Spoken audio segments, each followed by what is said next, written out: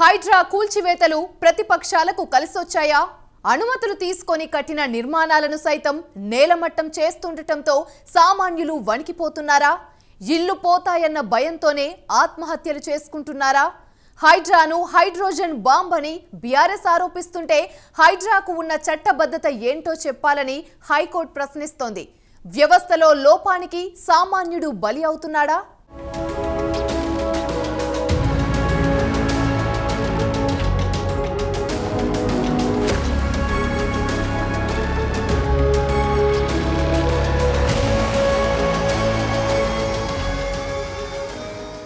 హైడ్రా హడలెత్తిస్తోంది. అక్రమ నిర్మాణాలన్నీ కూల్చేస్తున్నామంటోంది. అయితే బాధితులు మాత్రం అనుమతి తీసుకునే ఇళ్లు కట్టుకున్నామంటున్నారు. బాధితుల రోదనతో హైడ్రా కూల్చివేతల దగ్గర సీన్లు హృదయ విదారకంగా ఉంటున్నాయి. అయితే ఎఫ్టీఎల్ బఫర్ జోన్ల పరిధిలో నిర్మాణాలకు అనుమతులు ఇచ్చిన అధికారులు చేసిన పాపం అమాయకుల మెడకు చుట్టుకుందన్న అభిప్రాయాలు వ్యక్తమవుతున్నాయి. వ్యవస్థలో లోపానికి సామాన్యుడు బలి అవుతున్నాడా అన్న చర్చ సైతం విస్తృతంగా జరుగుతోంది. సోషల్ మీడియాలో అయితే అటువంటి అధికారులను గుర్తించి వారి నుంచి నష్టపరిహారం బాధితులకు ఇప్పించాలన్న డిమాండ్ వినిపిస్తోంది.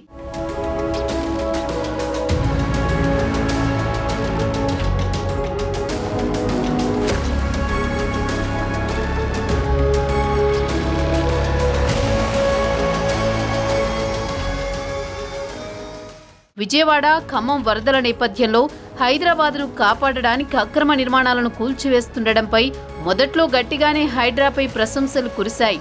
అయితే మూసీపై హైడ్రా ఫోకస్ చేయడంతో వివాదం ముదిరింది.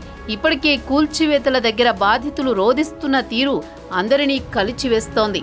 అయితే వారంతా తమవి అక్రమ నిర్మాణాలు కావని, అనుమతులు తీసుకునే కట్టుకున్నామని, లోన్లు తీసుకుని రూపాయి కూడబెట్టి ఇళ్లు కట్టుకున్నామని, ఇప్పుడు వాటిని కూల్చేస్తే తామంతా ఎటు పోవాలి అంటూ రోధిస్తున్న తీరు అందరినీ కలిచివేస్తోంది.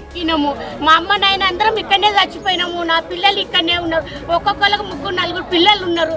వాళ్ళది ఒక ఫ్యామిలీ అయింది. మేము ఒక్క ఇంట్లో ఎంత మంది ఉంటాము. మా ఇల్లు మాకే కావాలా సార్? ఇది మా జాగా, ఇది ఎవరి జాగా తీసుకోలేదు. మా జాగా మాకే కావాలా. డబుల్ బెడ్రూమ్ వచ్చింది, బయట వాళ్ళకి ఇచ్చేది అవసరమే లేదు. మాకే కావాలా డబుల్ బెడ్రూమ్. పిల్లలు అందరు ఇళ్ళ పిల్లలు ఉన్నారు. ఒక్కొక్కళ్ళ ఇంట్లో కోడళ్ళు పిల్లలు అందరు ఫ్యామిలీ ఉన్నారు. వాళ్ళు ఎక్కడ పోతారు? కిరాయిలు కట్టాలంటే మాతోని కాదు. 10,000 8,000 కిరాయి కట్టాలంటే మాతోని కాదు సార్. మేము ఇక్కడనే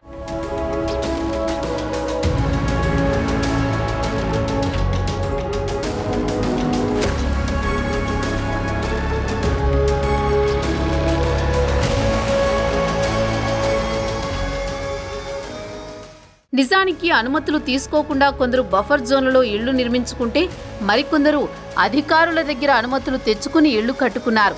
అయితే ఇక్కడ లంచాలకు అలవాటు పడ్డ అధికారులు చేసిన తప్పు అమాయకుల పాలిట శాపంగా మారింది. లంచాలు తీసుకుని బఫర్ జోన్లో అనుమతులు ఇచ్చిన అధికారులు బాగానే ఉన్నారు, కానీ అమాయకులు మాత్రం సర్వం కోల్పోతున్నారు. దీంతో వ్యవస్థలోని లోపానికి సామాన్యుడికి శిక్ష విధిస్తారా అన్న చర్చ సర్వత్రా వినిపిస్తోంది. తెలంగాణ గవర్నమెంట్ కాంగ్రెస్ ప్రభుత్వం రావడానికి కారణం పబ్లిక్లలో ఈరోజు మార్పు రావాలంటే కాంగ్రెస్ రావాలని మాటలు చెప్పడంతో తెలంగాణ పబ్లిక్ అంతా ఓట్లేసి గెలిపించిన రేవంత్ రెడ్డి గారు ఈరోజు హైదరాబాద్ డెవలప్మెంట్ అని చెప్పి, మూసీ డెవలప్మెంట్ అని చెప్పి, హైడ్రా అని చెప్పేసి ఎంతోమంది బీదల మిడిల్ క్లాస్ పబ్లిక్ కడుపు కొడుతూ ఈరోజు వాళ్ళ ఆక్రోశానికి గురవుతున్నారు. ముఖ్యంగా ఈరోజు మీరు ఇది మా చితనపూర్ డివిజన్లో ఆల్మోస్ట్ భవానార్, ద్వారకాపురం నుంచి పనీర్ కాలనీ, ఇంద్రనగర్, గణేష్పూర్ కాలనీ, మారుతినగర్, వినయనగర్ కాంచి ఆల్మోస్ట్ చితనపూర్ డివిజన్లో మెయిన్ కాలనీ అంతా సగం కాలనీలు కొట్టేసి నువ్వు చేయాల్సిన డెవలప్మెంట్ ఏంటిది అసలు? అంటే నువ్వు ఈ మెయిన్ రిజిస్ట్రేషన్ చేసుకున్న డాక్యుమెంట్స్ పట్టా ల్యాండ్లు ఉన్న వాళ్ళకి గవర్నమెంట్ పర్మిషన్లు ఇచ్చి 5 ఫ్లోర్లు 6 ఫ్లోర్లు పర్మిషన్ ఇచ్చి కట్టుకున్న ఇళ్ళని మీరు ఈరోజు ట్యాక్స్ పే చేసుకొని, వాటర్ బిల్లు పే చేసుకొని, కరెంటు బిల్లు కట్టించుకొని ఇంతమంది ట్యాక్స్ పైసలతో నీ గవర్నమెంట్ నడిపించుకుంటా ఇది అదే పబ్లిక్ని నీవు వాళ్ళ జీవితాలు నాశనం చేస్తా అంటే ఈరోజు గత 30-40 సంవత్సరాలుగా ఇదే కాలనీలో ఉంటున్నారు. ఎంతోమందితో రిలేషన్లో ఉన్నారు వాళ్ళు. ఎంతోమందితో నా పిల్లల భవిష్యత్తు ఇక్కడిక్కడ స్కూల్స్ వాళ్ళ పిల్లల భవిష్యత్తు ఇక్కడే ఉంది. ఎంతోమంది కుటుంబాలు వాళ్ళ ఫ్యామిలీస్ అంతా ఇక్కడే జీవిస్తున్నారు. వాళ్ళ కష్టపడ్డ సొమ్ము వచ్చిన జీతంలో సగం ఈఎంఐ గువంగా, సగం వాళ్ళకు అవసరాల నిమిత్తం కుటుంబాల కోసం పైసలు జమ చేసుకొని ఈరోజు ఈఎంఐలు కట్టుకుంటూ బతుకుతున్నారు. ఇలాంటి వాళ్ళ కడుపు కొడితే నీకు ఏమొస్తుంది రేవంత్ రెడ్డి? ముఖ్యంగా ఈరోజు మూసీ డెవలప్మెంట్ నువ్వు అసలు ఏంది? అసలు నీ ప్లాన్ ఏంటి? ముందు పబ్లిక్ సమాచారం ఇవ్వాల్సిన అవసరం లేదా? అంటే నువ్వు మూసీ డెవలప్మెంట్ ఈరోజు సగం కాలనీ పోతుంది అంటే మూసీకి ఎక్కడ ఉంది మా దగ్గర? ఈరోజు పర్మిషన్ తీసుకున్న ఇండ్లు మొత్తం అపార్ట్మెంట్ల సార్ కొట్టేస్తున్నావు. దానికి ఒక ఇన్ఫర్మేషన్ ముందే పాస్ చేయాలని తెలియదా మీకు? అంటే ఏం చేద్దాం అనుకుంటావు? రోడ్ వేద్దాం అనుకుంటున్నావు? పంట పొలాలు వేద్దాం అనుకుంటున్నావా? ఐటీ సెక్టర్ వేద్దాం అనుకుంటున్నావా? కమర్షియల్ ఏరియాలో ఏమైనా కట్టిద్దాం అనుకుంటున్నావా? దీనికి ఇన్ఫర్మేషన్ ఇవ్వాల్సిన బాధ్యత మీకు లేదా? ఈరోజు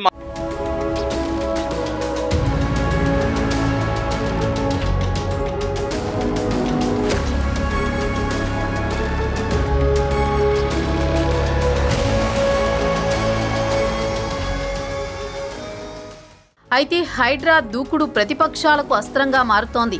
సీఎం రేవంత్ రెడ్డిపై మాజీ మంత్రి కేటీఆర్ నిప్పులు చెరిగారు.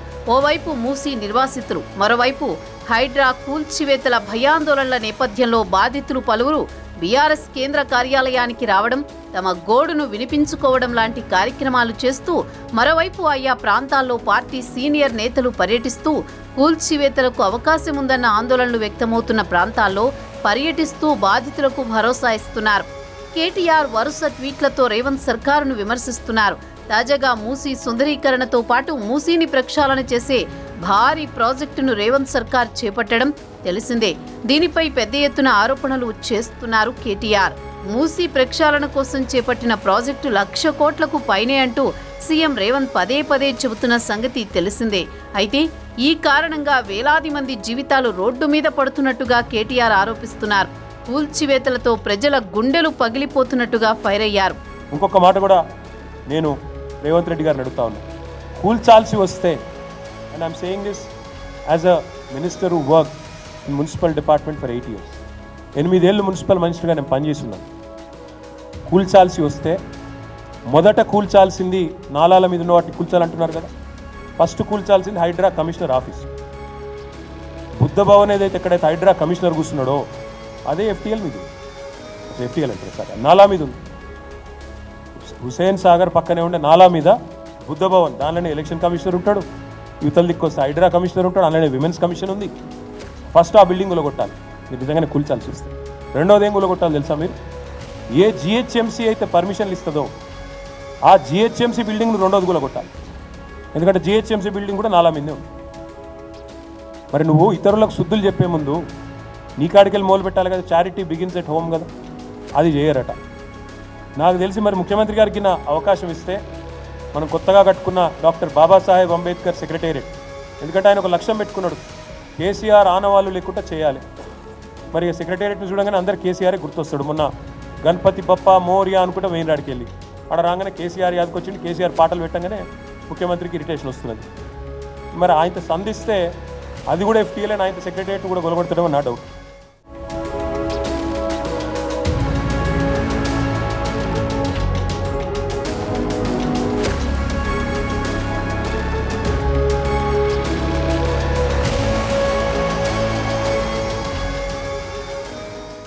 బాధితులు, ప్రతిపక్షాలు హైడ్రాను తప్పుపడుతుంటే హైకోర్టు సైతం తాజాగా హైడ్రాపై సీరియస్గా రియాక్ట్ అయింది. ఇటీవల అమీన్పూర్ ప్రాంతంలో ఓ భవనాన్ని హైడ్రా పడగొట్టింది. అంతకుముందు 48 గంటల్లోనే ఖాళీ చేయాలని నోటీసు ఇచ్చింది. నోటీసు ఇచ్చిన సమయం వరకు వేచి ఉండకుండా పడగొట్టింది. ఈ విషయంపై ఆ భవన యజమాని హైకోర్టును ఆశ్రయించారు. హైడ్రా తన భవనాన్ని సమయంలోపే పడగొట్టిందని అందులో పేర్కొన్నారు. దీంతో హైకోర్టు స్పందించి విచారణకు రావాలని కమిషనర్ రంగనాథ్ను ఆదేశించింది. తాజాగా దానికి సంబంధించిన విచారణ జరిగింది. ఈ క్రమంలో హైడ్రా కమిషనర్ రంగనాథ్ వర్చువల్గా హైకోర్టు విచారణకు హాజరయ్యారు. అమీన్పూర్ ప్రాంతంలో ఆ భవనాన్ని పడగొట్టిన నేపథ్యంలో ఆ ప్రాంతానికి చెందిన తహసీల్దార్ కూల్చివేతలపై హైకోర్టుకు వివరణ ఇచ్చారు. దీనిపై హైకోర్టు న్యాయమూర్తి తీవ్ర అసంతృప్తి వ్యక్తం చేశారు. తహసీల్దార్పై ఆగ్రహం వ్యక్తం చేశారు.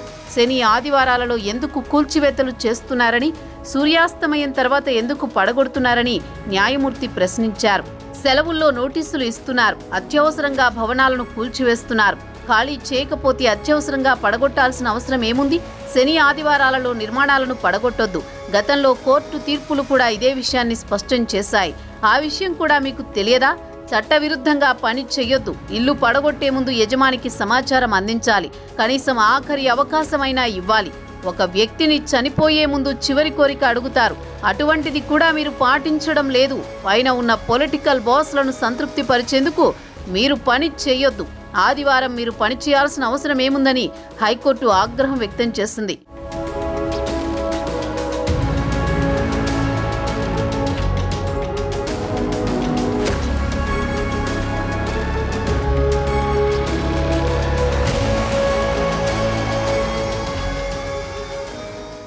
మరోవైపు తహసీల్దార్ సూచనలతోనే కూల్చివేతలు చేపట్టామని రంగనాథ్ హైకోర్టుకు వివరించారు. తహసీల్దార్ చెబితే వెంటనే చర్యలు తీసుకుంటారా? మీకంటూ పాలసీ ఉండదా అంటూ కోర్టు ఆగ్రహం వ్యక్తం చేసింది. ఆయన చెబితే చార్మినార్, హైకోర్టును కూడా కూల్చివేస్తారా అని హైడ్రా కమిషనర్ను ప్రశ్నించింది. నేతల మెప్పు కోసం, ఉన్నతాధికారుల ప్రాపకం కోసం చట్టవిరుద్ధంగా వ్యవహరించవద్దు. అధికారులు చట్ట వ్యతిరేకంగా పనిచేస్తే ఇంటికి వెళ్లాల్సి ఉంటుంది, జాగ్రత్త అంటూ హైకోర్టు హెచ్చరించింది. చెరువులోకి నీళ్లు వెళ్లకపోవడంపై అధ్యయనం చేస్తున్నారా? అసలు విషయాలను వదిలేసి కూల్చివేతలు చేపడతారా? చట్ట వ్యతిరేకంగా పనిచేసే వాళ్లను చెర్లపల్లి జైలుకు పంపిస్తే తెలుస్తుంది అంటూ కోర్టు సీరియస్ అయింది.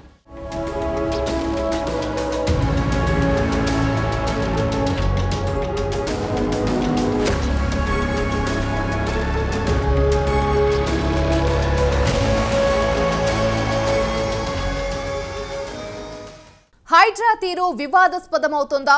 అక్రమ కట్టడాల కూల్చివేత ముమ్మాటికి కరెక్టే అయినప్పటికీ అనుమతులు తీసుకొని కట్టుకున్న నిర్మాణాలపై సైతం ఉక్కుపాదం మోపుతుండటమే వివాదానికి ఆజ్యం పోస్తోందా? గత ప్రభుత్వాల్లో అనుమతులు ఇచ్చిన అధికారులను వదిలేసి సామాన్యుల ఆస్తులు కూలగొట్టడంపై సర్వత్రా విమర్శలు వ్యక్తమవుతున్నాయా? అసలు హైడ్రా తీరు ఎంతవరకు సమంజసం? ఈ విషయాలన్నీ షార్ట్ బ్రేక్ తర్వాత తెలుసుకుందాం.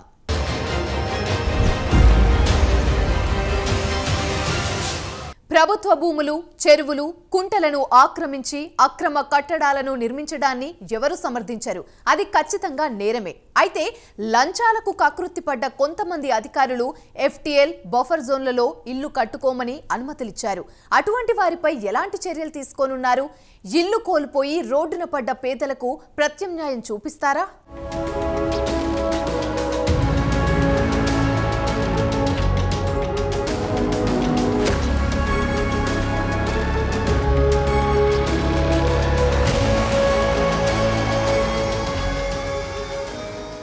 హీరో నాగార్జునకు చెందిన ఎన్ కన్వెన్షన్ కూల్చివేతతో మొదలైన హైడ్రా దూకుడు ఇటీవల అమీన్పూర్, కూకట్పల్లిలలో చేపట్టిన కూల్చివేతల వరకు జోరుగా సాగింది. అన్ని వర్గాల వారు హైడ్రాతో పాటు ఆ సంస్థ కమిషనర్ రంగనాథ్పై ప్రశంసలు కురిపించారు. హైడ్రా మా ప్రాంతంలోనూ కావాలంటూ జిల్లాల నుంచి కూడా డిమాండ్లు వచ్చాయి. ఇటీవల ఖమ్మం, విజయవాడలలో వర్షాలు కురిసిన సమయంలో హైడ్రా పేరు మరింతగా వినిపించింది. భవిష్యత్తులో ఇలాంటి ప్రకృతి వైపరీత్యాలు రాకుండా కాపాడడానికి హైడ్రా లాంటి సంస్థలు తప్పకుండా రావాలన్న అభిప్రాయం వ్యక్తమైంది. కానీ గత కొన్ని రోజులుగా సీన్ రివర్స్ అయినట్లు కనిపిస్తోంది.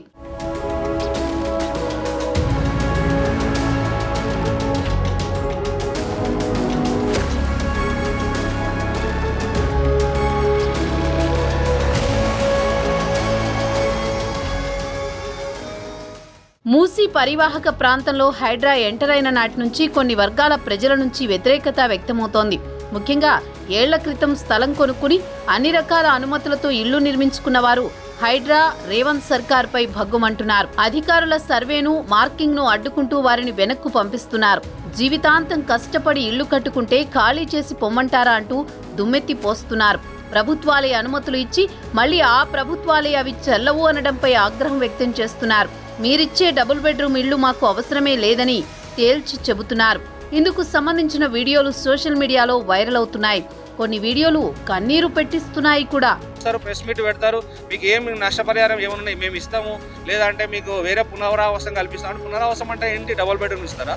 ఈరోజు లక్షల కోట్లు పెట్టుబడులు పెట్టి ఈరోజు ఇల్లు కట్టుకొని ఈఎంఐలు కట్టుకుని నువ్వు డబుల్ బెడ్రూమ్లో ఉంటారా? నువ్వు ఉంటావా? నీ మంత్రులు ఉంటారా? మీ ఫ్యామిలీస్ ఉంటారా పోయి డబుల్ బెడ్రూమ్ ఇళ్లలో? ఈరోజు జిహెచ్ఎంసీ పరిధిలో ఈరోజు అంటే టీఆర్ఎస్ పార్టీ ఎమ్మెల్యేలు అందరూ గెలిచినందుకు నీకు పగ ఉందా, కోపం ఉందా? కాంగ్రెస్ ఎమ్మెల్యేలు ఎవరు గెలవలేదని హైదరాబాద్ మీద పడ్డావా ఏంది? ఈ పేదోళ్ళ కడుపుకోత కానీ మిడిల్ క్లాస్ కడుపుకోత నీకు మంచిది కాదు. నీ ఇప్పటికైనా ప్రజల ఆహ్వానార్థాలు మొత్తం అర్థం చేసుకొని ఈ ప్లాన్ ఇది ఏమున్నా కూడా ఇక్కడితోనే ఆపేసేయాలని చెప్పేసి మనస్ఫూర్తిగా కోరుకుంటున్నాం. చెరువు కట్టలలో ఎక్కడున్నా నువ్వు ఎక్కడైనా చెరువు కబ్జాలు చేసి కట్టిన ఇల్లు కూలగొట్టండి, మేమే సహకరిస్తాం. అంతేగాని ఈరోజు పబ్లిక్ ఒక్కొక్కరు ఎంతమంది ఆకర్షణతో ఉన్నారంటే రేపు భారీ ఎత్తున మేము చంద్రపూర్ డివిజన్ కానీ ఇక్కడ మొత్తం మూసి పరివాహకులు మొత్తం రోడ్ల మీదకి వస్తున్నాము, మీ ఇల్లు ముట్టడి చేస్తాము, ఖచ్చితంగా మీ ఇంటి నిన్ను తగలబెట్టేదాకా కూడా పబ్లిక్ వదిలిపెట్టారని ఖచ్చితంగా హెచ్చరిస్తున్నాము.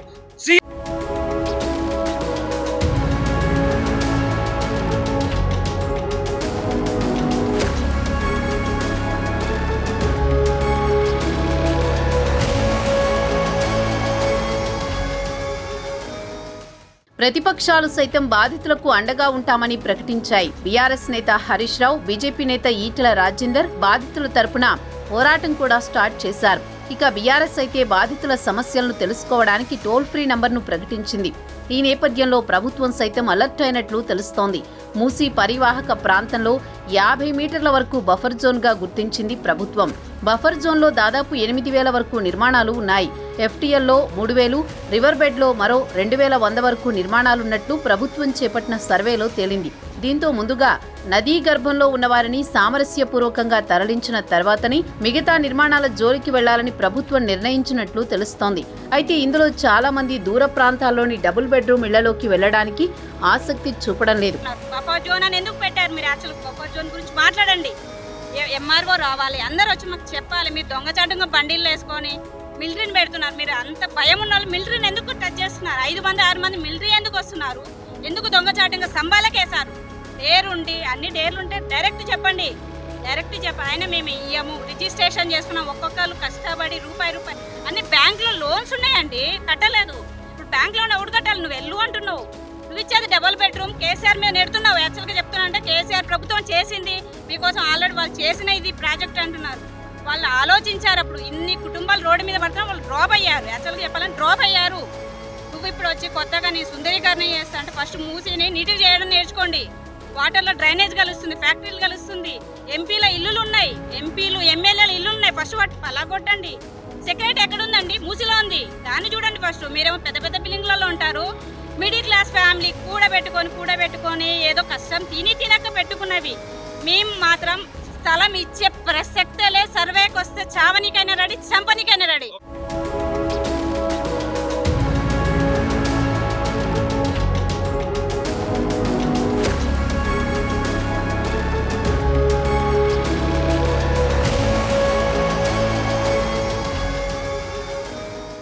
మూసీ పరివాహక ప్రాంతంలో చాలా మంది ఏళ్ల క్రితమే స్థలాలు కొనుక్కొని నిర్మాణాలు చేపట్టారు. 1960, 70ల నుంచే ఇక్కడ చాలా మంది వెంచర్లు వేసి విక్రయాలు జరిపారు. దీంతో అనేక కొత్త కాలనీలు ఏర్పడ్డాయి. వేరే ప్రాంతాల నుంచి వచ్చిన వేలాది మంది ఇక్కడ ఫ్లాట్లు కొనుక్కున్నారు. ప్రభుత్వాల దగ్గర అనుమతులు తీసుకుని ఇళ్లు కట్టుకున్నారు. ఇందులో చాలా మంది 2-3 ఫ్లోర్లు కట్టుకుని తాము ఉండడంతో పాటు అద్దెకు కూడా ఇస్తున్నారు. ఇక్కడ ఒక్కో ఇంటి ధర 50 లక్షల నుంచి 1 కోటి, 2-3 కోట్ల వరకు కూడా ఉంది. అటువంటి వారికి ఒక్క డబుల్ బెడ్రూమ్ ఇల్లు మాత్రమే ఇస్తే సరిపోదన్న భావన సర్వత్రా వ్యక్తమవుతోంది. అటువంటి వారిని ఒప్పించాలంటే పరిహారం ఎక్కువగా ఇవ్వాలన్న చర్చ జరుగుతోంది.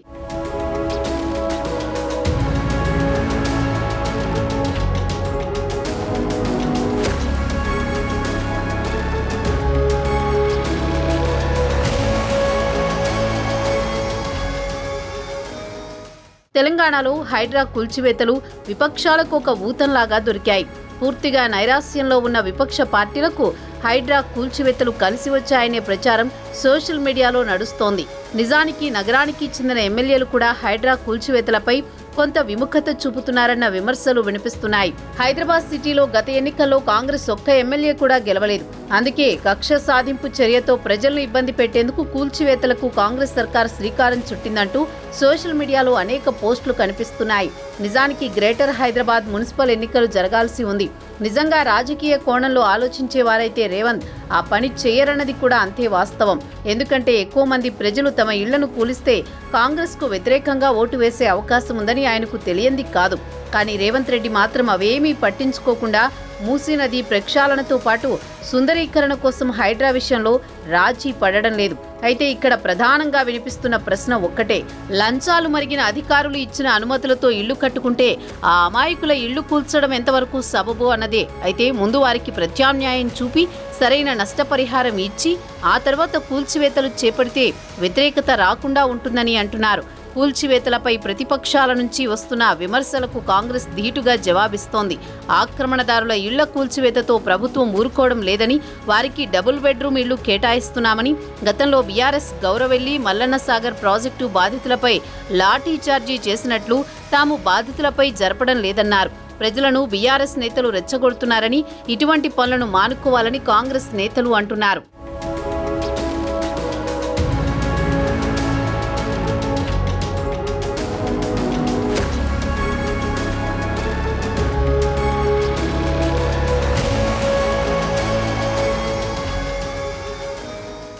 తెలంగాణలో తమకు ఎదురేలేదనుకున్న కేసీఆర్, బీఆర్ఎస్ పార్టీలను ఓడించిన ఘనుడు రేవంత్ రెడ్డి. పార్టీలోని సీనియర్స్ అందరికీ పూర్తి స్వేచ్ఛ ఇచ్చినా ఎవరూ కూడా ఇదివరకులా రేవంత్ రెడ్డిని విమర్శించలేకపోతున్నారు. అంటే ఇటు ప్రభుత్వంపై, అటు పార్టీపై కూడా రేవంత్ రెడ్డి పూర్తి పట్టు సాధించినట్లే భావించవచ్చు. ఎన్నికల్లో ఇచ్చిన హామీల ప్రకారం కొన్ని సంక్షేమ పథకాలు అమలు చేసి ప్రజల మెప్పు కూడా పొందారు. ఇవన్నీ కేవలం 7-8 నెలల్లోనే సాధించగలిగారు. కానీ హైడ్రాని రంగంలోకి దించడంతో మొదట్లో ప్రశంసలు కురిసినా అనుమతులతో కట్టుకున్న పేదల ఇళ్లను కూల్చేస్తుండటంతో వ్యతిరేకత కనిపిస్తోంది. హైడ్రా మొదట నాగార్జున ఎన్ కన్వెన్షన్ కూల్చివేసినప్పుడు అందరూ ఆహా ఓహో అన్నారు. ఆ తర్వాత అది బీఆర్ఎస్ నేతలు మల్లారెడ్డి, కేటీఆర్ తదితరుల ఇళ్లపై పడుతుందని అందరూ అనుకున్నారు.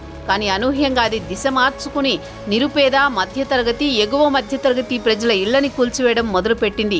హైడ్రా కూల్చివేతలతో హైదరాబాద్లో వందలాది కుటుంబాలు రోడ్డున పడుతున్నాయి. వారందరూ రేవంత్ రెడ్డికి, కాంగ్రెస్ ప్రభుత్వానికి శాపనార్థాలు పెడుతున్నారు. తమ జీవితకాలపు కష్టార్జితాన్ని రేవంత్ రెడ్డి ప్రభుత్వం ఒక్క నిమిషంలో కూల్చివేసి రోడ్డున పడేశారంటూ నిర్వాసితులు కన్నీరు మున్నీరుగా విలపిస్తున్నారు. ఇళ్లు కూలిపోయి ఏడుస్తుంటే, బ్యాంకు వాళ్లు వచ్చి ఈఎంఐలు చెల్లించాలని ఒత్తిడి చేస్తుంటే కంటి మీద కునుకు లేకుండా పోయిందని బాధితులు ఆవేదన వ్యక్తం చేస్తున్నారు.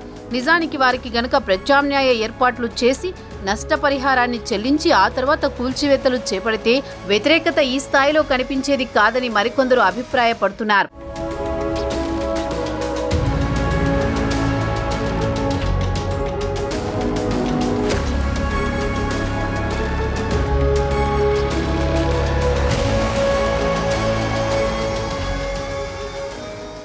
సీఎం రేవంత్ రెడ్డి ఈ స్థాయికి రావడానికి ఎన్నో సమస్యలు, సవాళ్లు, అవరోధాలు, అవమానాలు భరించారు. తెలంగాణ రాష్ట్రంలో అసలు కేసీఆర్, బీఆర్ఎస్ పార్టీ ఉండగా మరో పార్టీ ఎన్నటికీ అధికారంలోకి వచ్చే అవకాశాలే లేవనే భావన సర్వత్రా నెలకొని ఉండేది. కానీ రేవంత్ రెడ్డి ఆ అవరోధాలన్నింటినీ అధిగమించి కేసీఆర్ని మట్టి కరిపించి ముఖ్యమంత్రి పదవి చేపట్టారు. కానీ హైడ్రా కూల్చివేతలతో గత ప్రభుత్వమే నయమంటూ బాధితులు చేస్తున్న కామెంట్లు జనంలోకి వెళ్లే అవకాశం ఉంది. ఇంతకాలం సరైన అవకాశం దొరక్క ఢీలా పడిన బీఆర్ఎస్ పార్టీ ఇప్పుడు ప్రజలే తమని వెతుక్కుంటూ వస్తుంటే ఊరుకుంటుందా? హైడ్రాతో ప్రజలలో వ్యతిరేకత నానాటికి పెరిగిపోతోందని తెలుస్తున్న రేవంత్ రెడ్డి దానికి చట్టబద్ధత కల్పించి అధికారులు, సిబ్బందిని కేటాయించి దాని పరిధిని ఇంకా పెంచారు. కాంగ్రెస్ పార్టీలో, ప్రభుత్వంలో ఎవరూ మాట్లాడనప్పటికీ హైడ్రాని వ్యతిరేకిస్తున్న వారు తప్పకుండా ఉంటారు. అయితే ముందుగా ప్రత్యామ్నాయం చూపించి కూల్చేస్తే వ్యతిరేకతను దాదాపు తగ్గించుకోవచ్చని అంటున్నారు.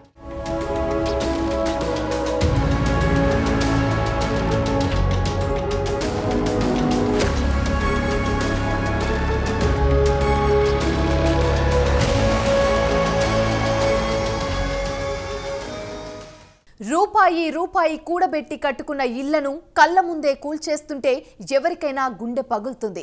ఇల్లు పోగొట్టుకున్న బాధితులకు తక్షణమే నష్టపరిహారంతో పాటు ప్రత్యామ్నాయ నివాస ఏర్పాట్లను చేయకపోతే భారీ వ్యతిరేకత తప్పేలా లేదని చెప్పాలి. మరి రేవంత్ సర్కార్ ఆ దిశగా ఎంతవరకు ప్రయత్నాలు చేస్తుంది అన్నది తేలాల్సి ఉంది.